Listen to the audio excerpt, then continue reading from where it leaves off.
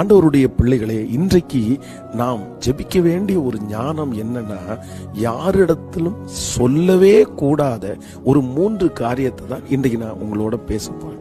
நமக்கு வாய் இருக்குது, நம்ம நம்புறோம், அவங்க நம்மளை ரொம்ப நேசிக்கிறாங்க அப்படின்றதுக்காக எல்லாத்தையுமே நம்ம சொல்லிட முடியாது. இன்னைக்கு நிறைய பேர் தங்களுடைய வாழ்க்கையிலே பாதிப்புக்கு காரணம் என்னன்னா, எல்லாத்தையுமே எல்லாரிடத்துலையும் சொல்றதுனால தான். யாரிடத்துல எது சொல்லணும், யாரிடத்துல எது சொல்லக்கூடாது அப்படின்ற ஞானம் ஒரு தேவனுடைய பிள்ளைக்கு கண்டிப்பா வேணும்.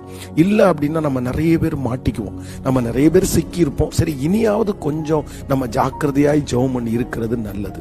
நம்பர் 1, முதலாவதாக உங்க பாவத்தை யாரிடத்திலும் நீங்க சொல்லக்கூடாது. ஆண்டவருடைய பிள்ளைகளை நமக்கு நிறைய வசனம் இதுக்கு சொல்லுது. நம்முடைய பாவத்தை ஆண்டவர் முதுகுக்கு பின்னாடியே போட்டுட்டாரு, கடலின் ஆழத்துல போட்டுட்டாரு. அப்படின்னா நம்ம செய்த தவற நம்மளே திரும்பி பார்க்க கூடாது அப்படின்னு நினைக்கிற ஆண்டவர் இன்னொருத்தர் பார்க்கணும்னு கர்த்தர் நினைக்கல. சோ யாருக்கு முன்னாடியும் ஒரு தேவனுடைய பிள்ளை உங்களுடைய தவறுகளை, உங்க பாவத்தை நீங்க சொல்ல வேண்டிய அவசியமே இல்லை. நீங்க உங்க தவற அவங்களுக்கு சொல்றதுனால அவங்க ஒன்றும் பண்ண முடியாது.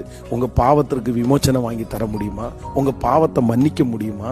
இல்ல உங்க பாவத்திற்காக அவங்க அந்த தண்டனையை ஏத்துக்க முடியுமா? முடியாது.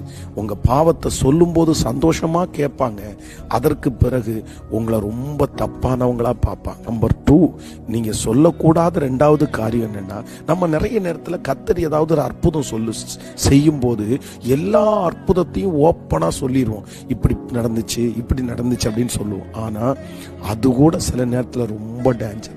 நிறைய பேருடைய பொறாமைக்கு அது காரணமாகும். நிறைய பேர் வித்தியாசமா இருக்கும். நிறைய பேர் பொய் சொல்றேன்னு கூட சொல்லுவாங்க. ஏன்னா